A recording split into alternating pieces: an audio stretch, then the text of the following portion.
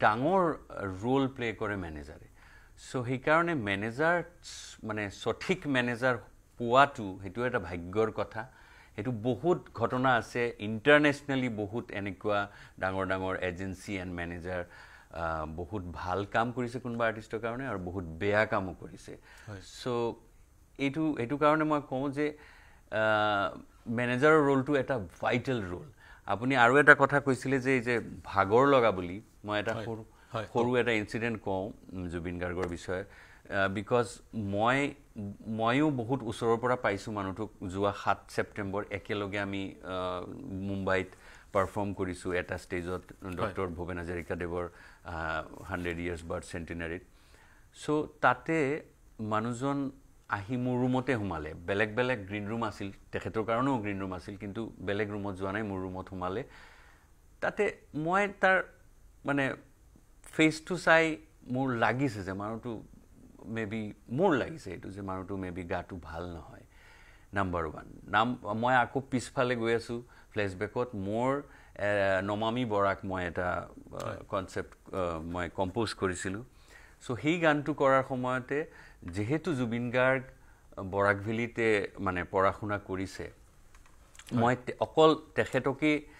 মাতিছিলো request কৰিছিলো এই নমামি বৰাকত গান গোৱাৰ কাৰণে তো হেতু মোৰ ভাগ্য যে মোৰ কম্পোজিশনত জুবিন গাৰ্গে গাইছে মাত দিছে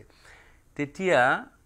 মই ভয়েসটো মোক কৈছে ঠিক আছে তুমি এটা কাম কৰা তুমি ট্ৰেকটো পঠাই দিয়া মই গাই দিম পঠাই দিছো গাইছে গোৱাৰ পিছত এতিয়া ভিডিও লাগে ভিডিওৰ কাৰণে মই বিচাৰি ফুৰিছো পোৱা নাই মই গৰিমা ফোন কৰিছো গৰিমা প্লিজ তেখেতক অলপ বুজাই কোৱা যে নহলে তো মই কেনেকুৱা ভয়েসটো ৰাখিম মই বিচাৰিছো মানে জুবিন গাৰ্গৰ ভয়েস থাকিব বুলি সেই কথাটো মই যোৱা কালিও গৰিমাৰ ঘৰত গৈছো কথা পাতিছিলো তেতিয়াও খুদিছো যে